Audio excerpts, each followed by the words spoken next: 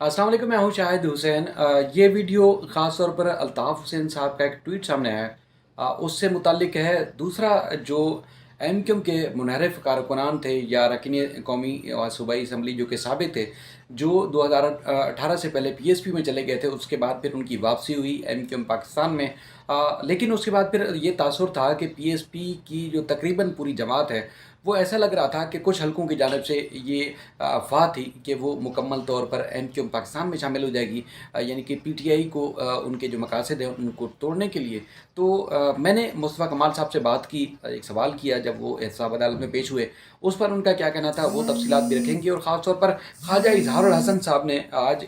जो नसरीन जलील साहिबा हैं उनकी जो रुकावट करार दिया है, उन्होंने रुकावट करार दिया है कि नसरीन जलील साहिबा अब तक जो गवर्नर सिंध नहीं बन सकी हैं, तो उसके जो असल ज़िम्मेदार हैं वो है आरिफ अलवी साहब जो कि सदर पाकिस्तान हैं। तो उनका क्या मामला है, वो क्या चाहते हैं, उसकी तफसीलात भी आपके सामने रखनी है। ख़ासतौर पर जब वो पेश हुए अदालत में, जाली डोमिसाइल से मुतालिक उन्होंने एक केस दायर किया हुआ है, जिसमें सिंध में जो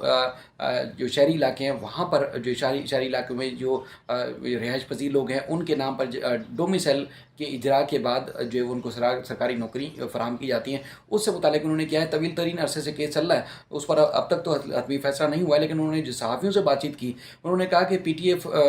पीटीआई से जो है वो आईएमएफ और फेटफ से जो जान छुड़ाने की बात की थी, लेकिन जो है वो उनके सामने गिरवी रख दिया गया है। गलतियां सबसे होती हैं, लेकिन एक शख्स ने खुद को ठीक और बाकियों को गद्दार करार दे दिया है, ये नहीं चल सकता। ये इमरान खान साहब के बारे में कह रहे थे। और उन्होंने कहा कि तहरीक इंसाफ मुल्क की जो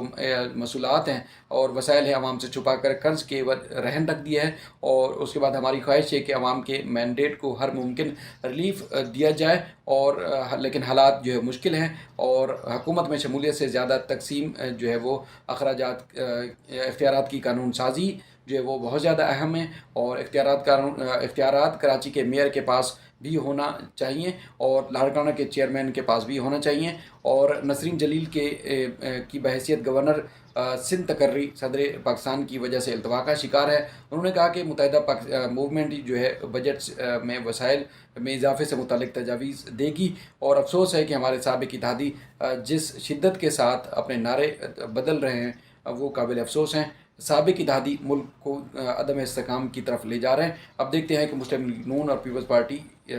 कैसे इस मुश्किल से निकलती है। और उसके बाद उन्होंने कहा कि पेट्रोल की कीमतें जो है हमारी साबिक़ इत्तेहादी जो है थी, उन्होंने आईएमएफ के कहने पर बढ़ाई, ये उनका मौक़िफ़ था। उन्होंने ये वाज़ेह किया है कि अब तक जो है नसरीन जलील साहिबा चूँकि वज़ीर-ए-आज़म पाकिस्तान ने समरी भेज दी, पीपल्स पार्टी ने भी कंसर्न दे दिया, तो लिहाजा वो बन चुकी होती, लेकिन सदर पाकिस्तान ने समरी मंजूर नहीं की। इस वजह से जो है वो रुकी हुई हैं उनकी गवर्नरशिप। 2 रोज़ पहले 3 रोज़ पहले अल्ताफ़ हुसैन साहब का एक वीडियो बयान जारी हुआ, जिसमें वज़ीर-ए-आज़म पाकिस्तान शहबाज शरीफ और पूरी काबीना जब लंदन गई, तो उसके बाद उन्होंने बयान जारी किया कि मुझ पर बहुत सारे लोग जो है एतराज़ उठाते थे कि जब राब्ता कमेटी थी उनकी और जब लंदन मुलाकात के लिए जाते थे, तो उस वक्त वो काफ़ी जो है वो तो उन्होंने कहा कि वो काफ़ी उनके ऊपर जो है वो इल्ज़ामात लगाए जाते थे, बात की जाती थी कि देखें लंदन बुला लिया, और उसके बाद फिर अब तो पूरी काबीना जो है वहाँ पहुँची हुई, तो अब जो है वो इस बारे में कोई बात नहीं कर रहा। तो उन्होंने इस बारे में बात की, लेकिन उन्होंने एक ट्वीट किया है तकरीबन पाकिस्तान के सुबह 6:20 पे पाकिस्तानी वक्त के मुताबिक, जिसमें उन्होंने कहा कि ऊपर हेडिंग दी है, कैप्शन दी है कि कड़वा सच। उन्होंने कहा कि मैंने सिर्फ ये कहा कि फ़ौज और आईएसआई को सियासत में मुदाखलत और सियासी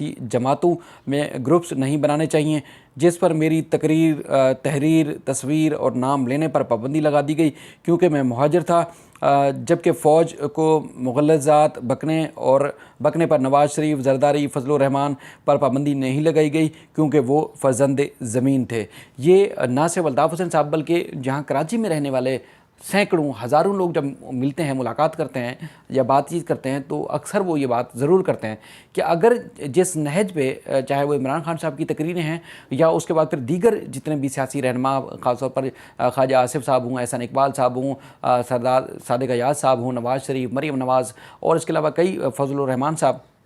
और भी जिन रहनुमा हैं उनकी जब तकरीरें होती हैं तो उस पर वो काफ़ी सवालात उठाते हैं। कहते थे कि यही बात अगर अल्ताफ़ हुसैन या एमक्यूएम करती थी तो उस वक्त तो इनके ऊपर बड़े संगीन नोयत के इल्ज़ामात भी लगाए जाते थे, और हत्ता कि अब तो उनकी सियासत के ऊपर भी पाबंदी आयद कर दी गई है। लेकिन इससे कई ज़्यादा संगीन बातें और कई ज़्यादा प्रैक्टिकली भी, ये नहीं कि सिर्फ ज़बानी बातें पंजाब में होती रही, पंजाब के सियासतदान करते रहे, KP इस्लामाबाद के सियासतदान करते रहे, लेकिन उनके खिलाफ तो किसी किस्म का एक्शन नहीं लिया जाता, उल्टा कोई ना कोई धड़ा उनको सपोर्ट कर रहा होता है। लेकिन जब कराची से उर्दू स्पीकिंग अगर कोई सियासी लीडर या रहनुमा बात करता है तो उसके खिलाफ तो ना सिर्फ महाज खुल जाता है, बल्कि उनके ऊपर जो है, उनके कायद के ऊपर पाबंदी भी आयद कर दी गई है, जो कि गैर कानूनी है, ऐसा नहीं होना चाहिए। अच्छा, सियासी हलचल होती रहती है, ख़ासतौर पर MQM पाकिस्तान के नाम पर, या बादराबाद वाले भी हैं। उसके बाद फिर हमने देखा कि ना सिर्फ कई पिछले कुछ माह पहले भी फारूक सत्तार एक्टिव हुए, उसके बाद साबिक गवर्नर इशरत उल इबाद साहब भी एक्टिव हुए, उनके साथ और भी कई रहनुमा थे जो कि अब भी आप तस्वीर देख रहे होंगे। लंदन में उनकी मुलाकातें हुई तो दुबई में उनकी मुलाकातें हुई तो उनकी प्लानिंग के बारे में बातचीत सामने आती रहती है, लेकिन हतमी उनको जो है कि कोई कामयाबी मिल नहीं पा रही। दूसरा जो डॉक्टर सगीर अहमद और इसके अलावा वसीम आफ्ताब साहब और दीगर जो है वो जब शामिल हुए हैं MQM पाकिस्तान के अंदर, तो उसके बाद फिर सवालात उठे थे, और हमने भी एक वीडियो बनाई जिसमें ये बात सामने आ रही थी कि जो रूठे हुए थे, यानी कि रज़ा हारून साहब हैं और भी कई ऐसे रहनुमा थे जो कि सियासत में अहम रोल प्ले करते रहे अल्ताफ़ हुसैन साहब के दौर में, लेकिन अब अलहदगी के बाद जो है वो खामोशी की ज़िंदगी इख्तियार कर रहे थे, या मुख्तलिफ ट्विटर पे तो आपको सोशल मीडिया पे भी तो एक्टिव थे, लेकिन PSP में शामिल हुए, उसके बाद फिर अलग हुए, उसके बाद फिर वो सियासी मैदान में कहीं नज़र नहीं आ रहे थे। तो उसके बाद लग रहा था कि ज़्यादातर लोग जो है वो PSP से जो ऐसा करके आ जाएंगे, ख़ासतौर पर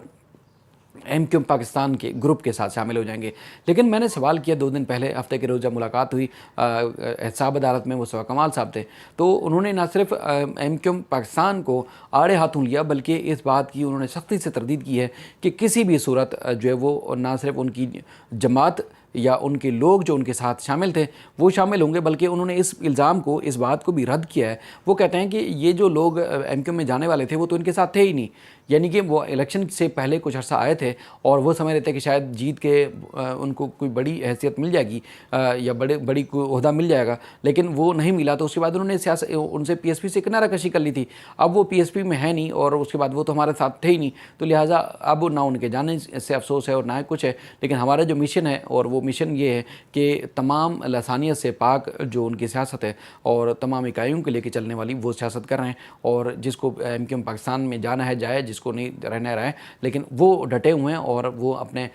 हर तरह की जो शहरी इलाकों में बोलने वाले, रहने वाले लोग हैं, बसने वाले लोग हैं, उनके साथ वो जो अपनी कमिटमेंट के साथ पूरी तरह रहेंगे। तो ये बात उन्होंने की, और ख़ास तौर पर उन्होंने कहा तो अब तो इत्तेहादी हो चुके हैं, अब सूबे की बात करके दिखाएं। अब जब इनको हर तरह से मार पड़ेगी MQM पाकिस्तान वालों के बारे में उन्होंने कहा, तो उसके बाद फिर ये सूबे का नारा लगाएंगे, कभी महाजों का नारा लगाएंगे, कभी क्या नारा लगाएंगे। लेकिन अब जो है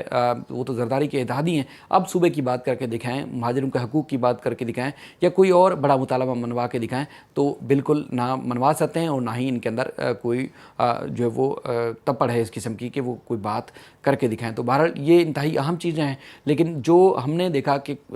एक तवील अरसे से जो हलचल मच रही है, मुख्तलिफ सियासी जमातें ना सिर्फ खुल के सियासत कर रही हैं, बल्कि उनके कारकुनान भी बड़े पैमाने पर एक्टिव होते हैं। तो हमने गुज़श्ता रोज़ देखा कि कुरंगी सेक्टर की जानिब से वॉल चैकिंग की गई है अल्ताफ़ हुसैन साहब के हक़ में, और उसके बाद फिर